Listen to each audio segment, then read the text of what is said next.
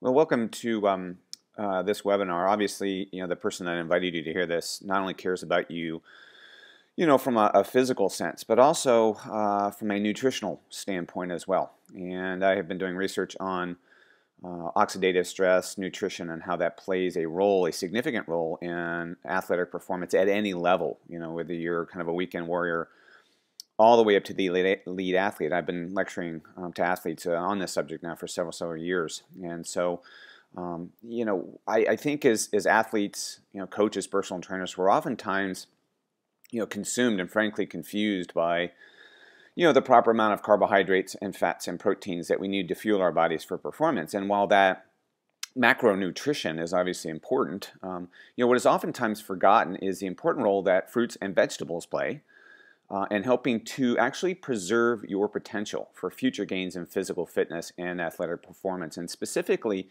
it's the micronutrition that you get from fruits and vegetables that has been found to be responsible for reducing what is now considered to be a leading cause of chronic disease and aging, and as you'll see, impaired athletic performance. And that's something called oxidative stress. Now, we need to make a distinction between macronutrition and micronutrition. Okay, macronutrition are the big food groups, the proteins, carbohydrates, and fats. And you can think of macronutrition as the gasoline that makes your engine run. We all need to have this to make our bodies function properly, obviously. But distinctly different from macronutrition is the micronutrition that is very unique to fruits and vegetables. And you can think of micronutrition as the oil that makes your engine run smoothly, because you can put gasoline into a car and not change its oil, and that car will run for quite a while, but eventually, obviously, it will break down. Well, our bodies function in kind of a similar process. You can put all the macronutrition in it, but as you'll see through some of the research, that if you do not put micronutrients into your engine also will fail. So again, we're talking about a distinction between macronutrients and micronutrients. So keep that in mind as we talk throughout this 30 minutes. So we know that exercise or training leads to performance gains, but the important thing to understand is that while the very oxygen that we breathe in is important, it can actually act as a double-edged sword. Similar to when you cut an apple in half or a banana in half and you leave them exposed to room air, what happens to them? They become brown and oxidized. Well, a similar process is occurring inside of our bodies as we breathe in oxygen, and we're kind of in essence, rusting from within. And in a global sense, that's pretty much what oxidative stress is to our bodies. So roughly at rest, roughly a very small percentage, 2 to 5% of the oxygen that we're breathing in is actually being converted to something called free radicals, and we'll talk about that here in a minute. So free radical production and oxidative stress occurs as a function of just our normal daily walking around metabolism. But it's increased quite significantly when we exercise. When you exercise at any level, you can increase your oxygen consumption, which can be some 10 to 20 times above resting state. So again, oxidative stress occurs as a function of our normal daily metabolism, but is significantly increased when we exercise. So what I want to do is take you down to kind of the microphysiology behind energy production, because that's pretty much where about 85 to 90% of these free radicals are generated inside of our bodies. And this is obviously just a cartoon depiction of a muscle, kind of like our biceps muscle. And what makes up our muscle are thousands and thousands of these tiny muscle fibers that you see off here to the right. And riding alongside those muscle fibers are these ovoid organelles. These are the cellular mitochondria. These are the powerhouses of our body. Okay, this is where energy from the food that you eat combined with the oxygen that you breathe in goes into making a usable form of energy to make your body run, and that's something called ATP. But the important thing to understand is that this is not an airtight process. Not all of the molecules are utilized in the production of energy. And so what happens is that you end up with this spillover effect of these highly charged reactive oxygen species, otherwise known as free radicals. And these free radicals, if they are not effectively neutralized, can very quickly escape from the mitochondria and begin to do damage to our nearby healthy cells. Free radicals can attack the lipid membranes that surround cells and tissues inside of our bodies. They can attack the proteins inside of our bodies. These free radicals can attack our genetic material, our DNA.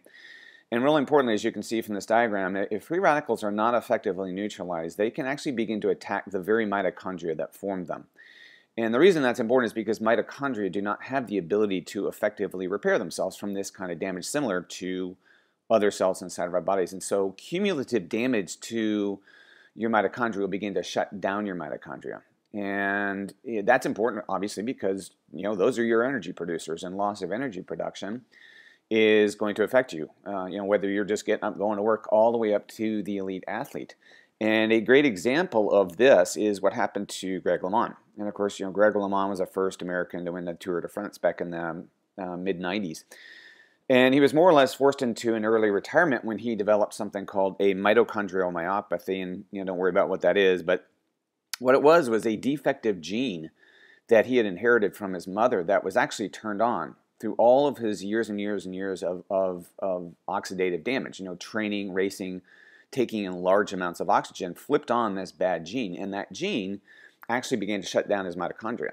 And so he was, more or less forced into an early retirement. Now, while this is kind of an exception, a rare exception to this, the reason I put this up here is that, he didn't know that this was happening inside of his body. You typically don't feel this oxidative stress until something manifests itself in a disease process. And so what I want to do is just point out some areas where oxidative stress plays a role in the athlete. And one of the areas is in muscle damage. And there's a process called, or phenomenon called, delayed onset of muscle soreness, or DOMS. And what that is that you go out and you have a heavy training session, or you've had a race, and the next day you wake up and you don't feel too badly. But as that day progresses, and into the 2 to 3, 4, or 5 days out, you end up starting to have more muscle pain, more muscle soreness. Well, this delayed onset of muscle soreness is believed to be due in part to continued free radical production at the muscle cellular level, even after you've stopped exercising. So you've exercised, but just because you have stopped exercising doesn't mean that free radicals are not being produced, because they continue to be produced, again, at a muscle cellular level, resulting in part to this delayed onset of muscle pain that many athletes have. And just kind of following up on this, it's been my experience over the years that lots and lots of athletes have really become dependent on taking anti-inflammatory medicine, Motrin, Advil. But this was a study that was published back in 2007. It was pretty shocking that they have now found that individuals who use anti-inflammatory medication as adjunctive supplementation to exercising, basically they found that people who use anti-inflammatory medicine, well, those anti-inflammatory medicines also actually increase oxidative stress inside the body. So, I put this up here because, again, it's, taking anti-inflammatory medicine should not be a part of your training regimen. If you're having muscle pain, there's a reason for it. And then these anti-inflammatory medicines should just be used sparingly, for typically acute injuries. Okay, another area where oxidative stress plays a role is in tendon injuries. And tendons are basically the connective tissue between our bones and our muscle. And it can be the tendons in your shoulder, your elbow, your knees, or your Achilles tendon. And if you look at a cartoon depiction of a tendon, a normal healthy tendon is one in which it basically looks like a series of organized cables. And a tendon that has undergone oxidative damage and overuse syndrome kind of looks like the end of a shoelace kind of fraying. And histopathologically, if you look at it under a microscope, it looks very similar to that. A normal tendon appears very, very organized and striated, and a tendon that has undergone oxidative damage and overuse looks like a disarrayed series of cables, basically kind of a mess. And this is a very interesting study and pretty much an eye-opener. Back in 2008, researchers biopsied the tendons of swimmers, elite swimmers, who were having no shoulder pain at all. And what they found when they looked at their tendons under a microscope is that 70% of those swimmers who were having no pain at all actually had the early stages of oxidative stress or oxidative damage to those tendons. So again, if you're already having pain from overuse injuries, this process has probably been going on for quite a while underneath the hood. And that's why what we're talking about is protecting ourselves from this kind of damage, and we're going to get into that here in just a little bit. Another area where oxidative stress plays a role is in increased infections. And, if you've had a hard exercise session or you've had a race of some kind, you're at about a 15 to 20% increased risk of contracting an upper respiratory infection. And that is because, again, the body takes a bit of a hit. Stress hormones kick in. They can lower your immune functioning. And again, oxidative stress plays an intimate role in this whole process as well. Oxidative stress also plays a role in loss of muscle power. And the basic contractile unit of our muscles is something called a sarcomere. And this study found that the high levels of reactive oxygen species, which are free radicals, actually promote contractile dysfunction, resulting in muscle weakness and fatigue. So they've actually shown that free radicals can attack the basic contractile units of our muscles, basically, again, resulting in a loss of muscle power and function. And because we are talking about oxidative stress, I find that athletes think that just applies to individuals who are running or swimming or playing tennis. But they've also shown that people who do burst activities like weightlifting also have a significant increase in oxidative stress as well. So, this phenomenon applies to anybody at any level of exercise. And it really doesn't matter what you're doing for exercise. And, you still need to be able to protect yourself from this kind of damage. And it blows me away because I get asked an awful lot about supplements as I travel around the country lecturing about this subject. And I get asked a lot about creatine and is it harmful? And I've been on the fence for this one a long time, but this particular study published in 2012 was very, very eye-opening because they've now found that creatine, despite, again, causing acute, just intermediate or immediate muscle strength, temporary, is basically harmful because it also induces oxidative stress and decreases your antioxidant capacity. So again, this is something that we need to be paying attention to, and I do not recommend a creatine supplementation at all for any athlete, especially after that particular study. And oxidative stress, as it plays a function in damaging our heart muscles, and this was another eye-opening study that was published in 2012 where they found that heavy and sustained exercise training can generate large amounts of free radicals, and those free radicals can actually do damage to heart muscle. And this study was, again, published in 2012, was based on an individual who, or a series of individuals. They found that the ultra marathoners, or people who do, numerous, Ironman competitions, or one, marathon after another continuously. When they do autopsies on these individuals after they have passed away from whatever reason, they're finding patchy scarring on muscle heart tissue, and that patchy scarring can result in electrical conductivity problems in the heart, resulting in sudden cardiac death. So again, you don't feel these kinds of things happening to your body, until something catastrophic happens. That doesn't mean that you can't go out and do Ironman competitions, but there is, again, there's an excess here, and we're beginning to find out that the excesses can do more harm than good. A lot of exercise we're finding out is not healthy for your heart, and again, it's not like you can see this patchy scarring or this damage going on.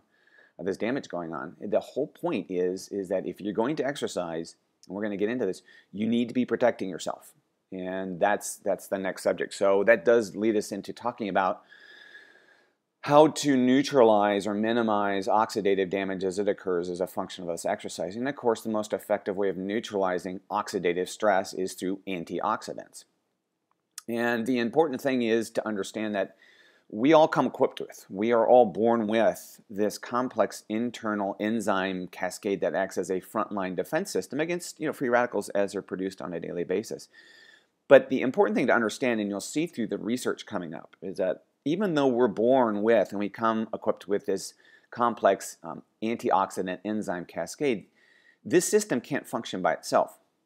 It has to be fortified each and every day, and we fortify this system through our diets, but it's specifically diets that are rich in fruits and vegetables, and specifically the rainbow of colors, the reds, the greens, the purples, the yellows, because inside of those colorful pigments exist these very powerful plant chemicals called phytonutrients. And what I mean by phytonutrients is, it's basically plant-based nutrition. It's thousands and thousands of powerful antioxidant substances found in all of the colorful fruits and vegetables, and this is the key here.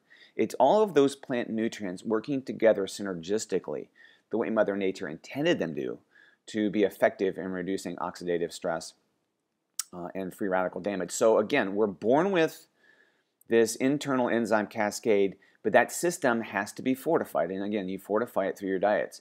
So the question then is, how many fruits and vegetables should we be getting?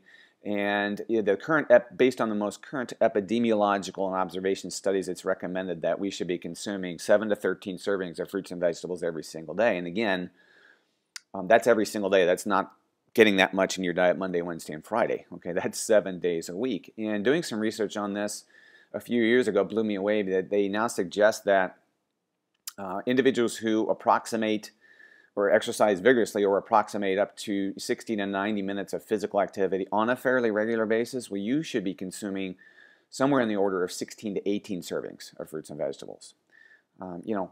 Trying to get that amount, let alone just the 7 to 13 servings every single day, and of the variety of colors, that rainbow of colors, again, for almost every single one of us, unless you can get that in your diet 7 days a week, for almost every single one of us, there is going to exist some form of a gap in our nutrition. And the traditional way that people have been filling this nutritional gap has been through supplementation, and specifically supplementation with vitamins, minerals, herbs, you name it. And again, there's a plethora of supplements on the market today. It's so very, very confusing. But if you look at the research, it's really quite astounding, because they're finding that study after study after study is showing that athletes that take these synthetic isolated vitamins like vitamin C or vitamin E and or multivitamins, those supplements are actually doing more harm than good. And in fact, this was a huge study published in late 2011 where it was a systematic review of the literature on vitamin supplementation and exercise performance. It was done by a couple of New Zealand researchers. And they looked at over 100 studies, and they narrowed it down to about 30 to 40 well-designed randomized controlled trials. And what they found when they parsed through these thousands of pages of data was, and this was their statement and their conclusion, was that, quote, a growing body of evidence indicates detrimental effects, not just neutral effects, but actual detrimental effects of vitamin supplementation on the health and performance benefits of exercise training. And I know that this sounds so counterintuitive, because just looking at the word vitamin looks like it should be healthy for you. But we're finding that vitamin supplementation is not what we thought it was. For the most part in this country, we do not have vitamin deficiencies anymore. What we really have are whole food deficiencies. And these researchers summed it up at the very last paragraph. This is what they said, looking at all the data, is, quote, a variety of fruits and vegetables remains the best nutritional approach this is the key, to maintain optimal antioxidant status. Again, so you see athletes who are so tied to their vitamin supplements, you really, based on all of the research now, you really have to ask the question, why? And so the bottom line is that, because so many of us do have a nutritional gap, the best way to fill that nutritional gap is through food and through whole raw food, where you get your vitamins and minerals, but you're getting them in their natural form, not enough synthetic fractionated form, but with the added benefit of all those other phytonutrients and plant nutrients and chemicals that scientists really are still naming and identifying. The key here is everything is working together synergistically. Again, the way Mother Nature intended them to, versus trying to bridge the gap, the nutritional gap, with what I call no food sources, which are the isolated, fragmented, laboratory-made vitamins, and or multivitamins that simply lack that powerful synergy. And so this is the product I recommend. I've been taking this now for over 8 years. It's been on the market now for 20 years, and I recommend this product to bridge the nutritional gap because it's food, it's whole raw food, and the product is Juice Plus. And the reason why I really love this product is because of the research that's done on it. It is the most thoroughly researched brand name nutritional product available in the world, bar none. And basically it's 26 different fruits, veggies, berries, and grains that are in capsules. You can think of it like a salad bar in a capsule. They have extracted the water, they've taken the entire fruit and vegetable, ground up, and that includes the skin. There's a lot of health benefits in the skin itself, and they've ground it up and taken the water and the fiber and sugar bind together, and they've dehydrated it and put them in capsules. And so basically, a lot of people think it's a vitamin. It's far from a vitamin. You're getting food. You're getting a whole raw food. You're getting your vitamins and minerals, again, but in their natural form, the way our bodies recognize them. From apples and oranges and beets and cranberries and parsley, all those good things are condensed into capsules. And it's very, very powerful. So as I mentioned, the product has years and years of research, 18 years of research now, and still ongoing, over 30 at this point, at the time of this webinar, over 30 plus published studies in peer-reviewed journals, and that's key. So there are numerous studies that are done on Juice Plus and exercise-induced oxidative stress. So how do we neutralize the oxidative stress that occurs when we exercise? And again, this product has been studied. And so what I want to do is just finish up by going through one of the studies that I think had a huge impact on me as a physician and an athlete. In this particular study, they found that Juice Plus helped to reduce permanent oxidation or damage to proteins during intense exercise, and this is the key, allowing the body to adapt to the benefits of exercise without long-term damage to proteins. And this was a gold standard study, which is randomized, double-blind, placebo-controlled study. It appeared in and was published in My Sports Medicine Journal, which is the official journal of the American College of Sports Medicine. Okay, it's called Medicine and Science in Sports and Exercise. That's a top journal in the world. And so what I want to do is just break this study down because it's pretty complex. But it is very impactful when you hear the results. And so in this study, there were two groups of athletes. One group that exercised at 70% VO2 max, which is exercising hard. And then another group that exercised at 80% VO2 max, which is really hard. That's like if you're on a treadmill running and you cannot talk to the person next to you. And so what I want to focus in on is the 80% VO2 max group because both groups had similar results, but it makes the explanation a little bit easier in the bar graphs. And so in this 80% VO2 max, there were two groups that they subdivided them into. One group that took Juice Plus, the JPC capsules, and then another group that took the dummy pill or the placebo. And what they did is this was a 28-week study in the researchers exercised these athletes 4 different times during this 28-week study. They exercised them at baseline before they even started supplementation. Then they exercised them at 4 weeks after supplementation began, and then again at 16 weeks, and then again in a final 28-week period. And at each of those exercise sessions, the researchers drew blood on these athletes. They drew blood before they exercised, immediately after they exercised, then at 30 minutes after the exercise session was done, and then again at 30 hours after the exercise session. And what the researchers wanted to know is, hey, what kind of protein damage, what kind of protein oxidation is occurring in these athletes' bodies as a function of them exercising at each of these exercise sessions? And so I'm going to show you a couple of bar graphs. And the first bar graph on the left is what happened at baseline before these athletes even started supplementation. Again, there were two groups, the placebo group depicted in the red bar and the Juice Plus group depicted in the green bars. And on the vertical axis is the amount of protein oxidation, the amount of protein damage that is occurring in these athletes' bodies. That can be measured in their bloodstream. That's something called protein carbonyls. That's the byproduct of protein damage that can be measured in the blood. And then on the horizontal axis, the base axis, is where they drew blood before they exercised, immediately after, 30 minutes, and then 30 hours. And so this is before baseline, or this is before they started supplementation. So they exercised these athletes. They had a predictable rise, both groups, of protein damage as a function of them exercising during the session that was elevated immediately after they exercised, was sustained 30 minutes after they exercised, and then 30 hours later, they came back down to normal. The body was able to synthesize that protein damage. Now, I want to fast forward you to the final 28-week period, and you're going to see quite a radical departure from that baseline period. So this is significant because what they found was that the athletes that were not taking Juice Plus had a significant elevation, as you can see, a significant elevation in damaged or oxidized proteins inside of their bodies. And that's compared to the Juice Plus group that had no elevation of these oxidized or damaged proteins. But what I think is really significant is take a look at the amount of protein damage in oxidized proteins that are already circulating around in their bodies compared to what it was at baseline. You can see that there was this gradual accumulation of these oxidized or damaged proteins. And what this shows, and this is significant, is that, again, we talked about how we're all born with this enzyme cascade that acts as a frontline defense system against free radicals.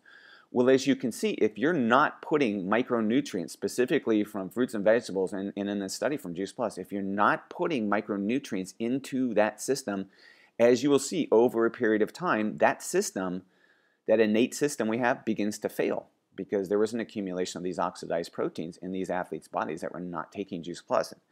But that's compared to individuals who are taking Juice Plus. And if you do put micronutrients into that system we're born with, as you can see, it functions quite properly. There is not an accumulation of these oxidized proteins. And the reason all that's important is because study after study after study in the last several years, they're now making the link between this accumulation of these oxidized proteins to overtraining and overreaching syndromes in athletes.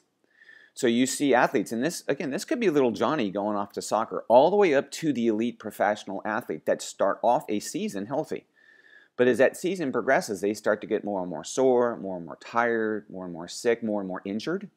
Well, they have now made this link to this accumulation of these oxidized protein. They've now made that link to these particular issues that athletes are having. Again, we're talking about trying to sustain your athletic ability day in, day out, year after year after year.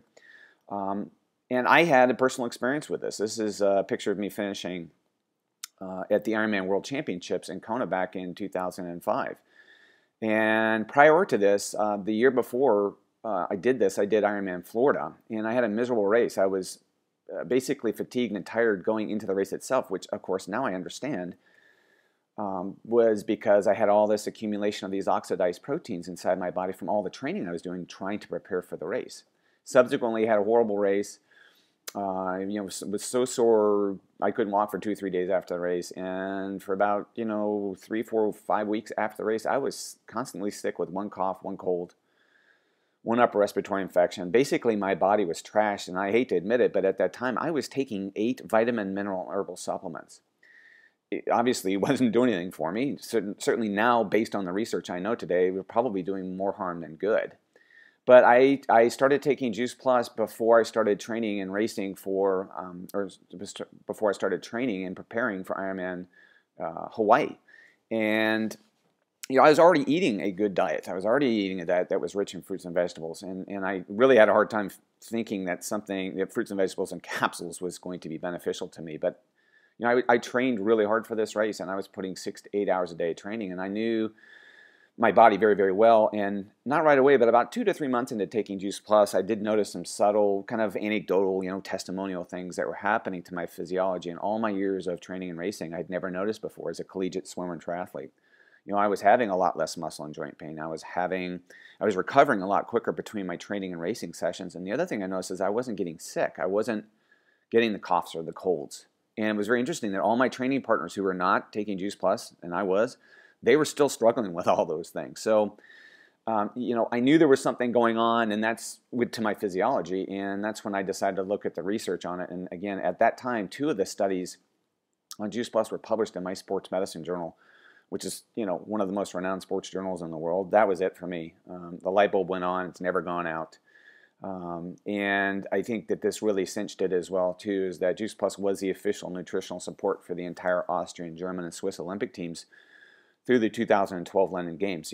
They got the research. They understood the benefits to their athletes, which is why they had all of their athletes, their coaches, their personal trainers all taking Juice Plus because they knew of the health benefits that it would afford to them. And just a couple of other stories that go along with this. Ariana Kukors is world record holder in the 200 individual medley. And her mother came to hear me speak on this subject back in 2009.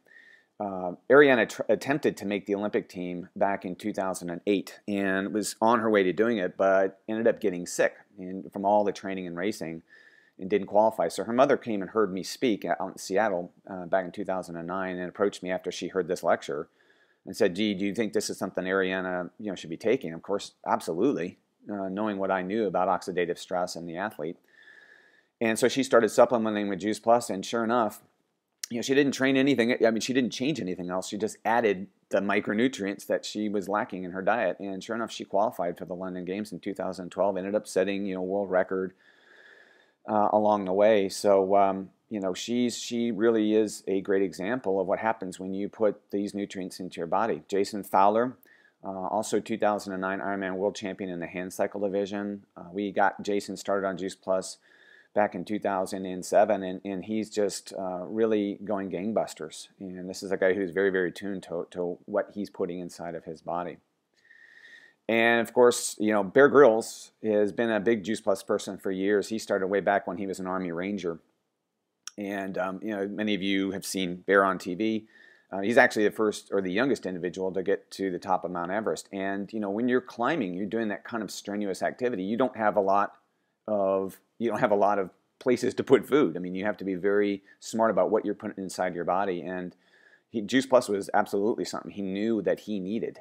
And unsolicited, as you can see in the upper left-hand side, when he got to the top, that he held up that Juice Plus sign, and because he knew that that was part of what got him there. So, in the other thing to understand here, because you know they're both I lecture to both collegiate and professional athletes.